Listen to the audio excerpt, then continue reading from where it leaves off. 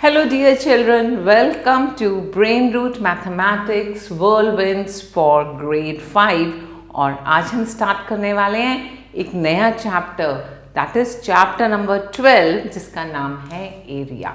So here we begin with the chapter. सबसे पहले बात करेंगे कि एरिया क्या होता है। Area can be defined as the amount of surface covered by any figure or any object, and these figures could be symmetrical or asymmetrical. That means कोई भी space अगर occupy हो रहा है और वो cover हो रहा है तो उस space को हम area बोलते हैं। And area of rectangle और square की बात करते हैं। तो सबसे पहले हमने first figure ली जो rectangle है और इस रेक्टेंगल ABCD को हमने छोटे छोटे 1 centimetre long and 1 centimetre wide squares में बांट दिया और हमने ऑब्जर्व किया कि इसमें 5 स्क्वायर्स ऊपर और 5 स्क्वायर्स नीचे। सो वी से कि इस रेक्टेंगल का एरिया होगा 10 स्क्वायर सेंटीमीटर्स। एंड यहाँ पर हमने दूसरा रेक्टेंगल लिया। इस रेक्टेंगल में फिर से हमने स्क्वायर्स बनाए और इन छोटे छोटे स्क्वायर्स को काउंट किया। 5 स्क्वायर्स ऐसे आ रहे हैं और 3 स्क्वायर्स ऐसे आ रहे हैं and we say 5 multiply 3 is 15। So we use one logic कि जितनी लेंथ में स्क्वायर्स हैं और जितनी ब्रेथ में स्क्वायर्स हैं अगर हम उनको मल्टीप्लाई कर दें तो हमें एरिया मिल जाता है रेक्टेंगल का। We say the area of rectangle is length multiplied by breadth। और दोनों केसेस को ऑब्जर्व करके हम एक फॉर्मूला डिड्यूस करते हैं। Area of rectangle is length multiply by breath. And make sure जब हम किसी का भी एरिया कैलकुलेट करते हैं तो उसकी यूनिट स्क्वायर यूनिट्स होती हैं बिकॉज हमने दो साइड्स किसी भी यूनिट में ली हैं जिनको हम मल्टीप्लाई कर रहे हैं। अब आते हैं एरिया ऑफ स्क्वायर में। एरिया ऑफ स्क्वायर होता है side multiply side. That is अगर आपको एक स्क्वायर दिया हुआ है जिसकी लेंथ और ब्रेथ दोनों 5 सेंटीमीटर है तो उसका एरिया हो जाएगा 5 multiply 5 that is 25 centimetre square. Now we talk about area of square can also be found when diagonal of the square is given। बहुत बार स्क्वायर की साइड्स नहीं दी होती और सिर्फ डायगनल दिया होता है तो एरिया ऑफ स्क्वायर निकालने के लिए half multiply by diagonal square का फॉर्मूला यूज होता है। एग्जाम्पल लेते हैं। आपने एक रेक्टेंगल का एरिया निकालना है जिसकी लेंथ हमें दी है 8 मीटर, ब्रेथ दी है 5 मीटर एंड लेंथ और ब्रेथ को मल्टीप्लाई करके हमने 8 multiply 5 40 metre square area rectangle का कैलकुलेट किया। नेक्स्ट इज अगर आपने एक स्क्वायर का एरिया निकालना है जिसकी ईच साइड 3 मीटर 50 सेंटीमीटर है। अब पहले इस 3 मीटर 50 सेंटीमीटर को मीटर्स में कन्वर्ट करेंगे that will be 3.50 metre and area of square होता है side multiply side.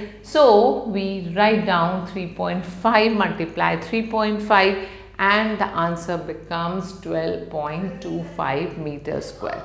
Next example में आपने एरिया ऑफ स्क्वायर निकालना है जब उसका डायगोनल दिया हुआ है 6 सेंटीमीटर। फॉर्मूला अप्लाई करेंगे half multiply diagonal square. So half multiply 6 multiply 6 and 2 को 3 से यहाँ पर कैंसिल किया। 3 times 6 is 18 सेंटीमीटर स्क्वायर आपका एरिया बन गया जब आपको डायगोनल स्क्वायर का मालूम है। तो इस बेस पर आपको अब एक्सरसाइज मिली है। यहाँ पर रेक्टेंगल्स दिए हुए हैं, इन रेक्टेंगल्स की लेंथ और ब्रेथ यहाँ पर लिखेंगे and we are going to calculate the area.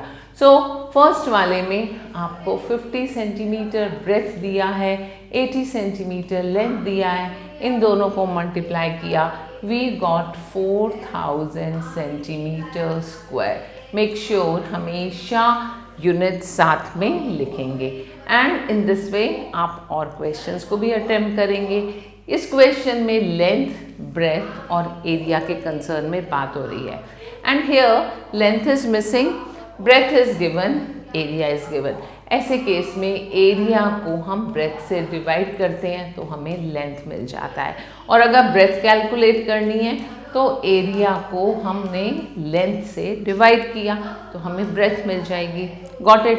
And अगर हमारे को कई बार ऐसा होता है कि यूनिट्स डिफरेंट हैं, मेक श्योर हम यूनिट्स को पहले सिमिलर करेंगे, उसके बाद कैलकुलेट करेंगे।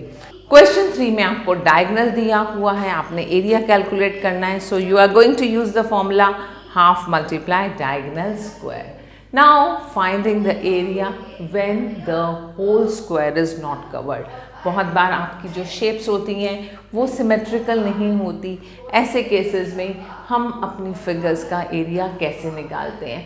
सबसे पहले जो कंप्लीट स्क्वायर्स होते हैं हम उनको काउंट कर लेते हैं, and after this you observe कि कितने हाफ स्क्वायर्स हैं, और जितने हाफ स्क्वायर्स हैं उतने हाफ स्क्वायर्स को होल स्क्वायर्स में कन्वर्ट करते हैं। So here we observe that we have 12 whole squares and 8 half squares. 1, 2, 3, 4, 5, 6, 7 and 8.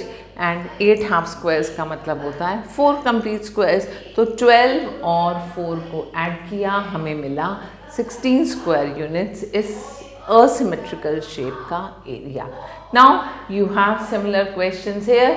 आपने assume करना है कि हर square 1 centimeter square है, so you are going to first count complete squares 6, 7, 8, 9, 10, 11, 12, 13, 14, 15 and this is 16, 17. 17 complete squares हैं, half 1, half 2, half 3, half 4, half 5, half 6 and half 7. So that means 3.5. So 17 plus 3.5 makes 20.5. इसका area 20.5 हो जाएगा। In the same way you will do remaining questions. अब आते हैं एक shape जो rectangle की फॉर्म में है बट एग्जैक्टली नॉट रेक्टेंगल। ऐसे केसेस में हम क्या करेंगे, ये जो कंबाइंड शेप है उसको हम ब्रेक कर देंगे। ये फर्स्ट शेप बनी जिसकी लेंथ 20 मीटर, ब्रेथ 4 मीटर। इस फर्स्ट फिगर का एरिया निकालेंगे, फिर सेकेंड रेक्टेंगल का एरिया निकालेंगे एंड दोनों को हम ऐड कर देंगे।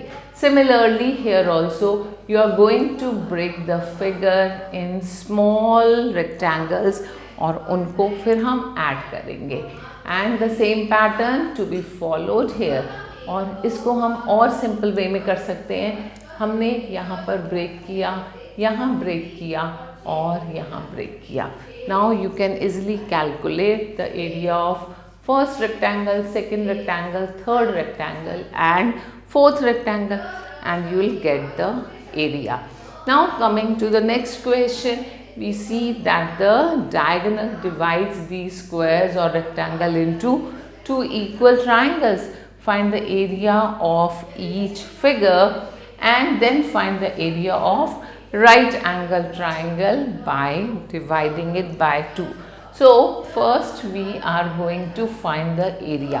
स्क्वायर का एरिया बना 4 multiply 4 that is 16 centimeter square and 16 का हाफ होता है 8, तो 8 centimeter square। तो इस राइट एंगल ट्राइंगल का एरिया हो जाएगा 8 centimeter square। सिमिलरली सबसे पहले हम इस रेक्टेंगल का एरिया निकालेंगे। 6 multiply 3 that is 18 centimeter and 18 centimetre square को हमने 2 पार्ट्स में डिवाइड किया तो हमें मिला 9 centimetre square and 9 centimetre square. So area of a triangle becomes 9 centimetre square which is a right angle triangle. Then in this way you can do the remaining parts. और अब हम आते हैं नेक्स्ट क्वेश्चन में।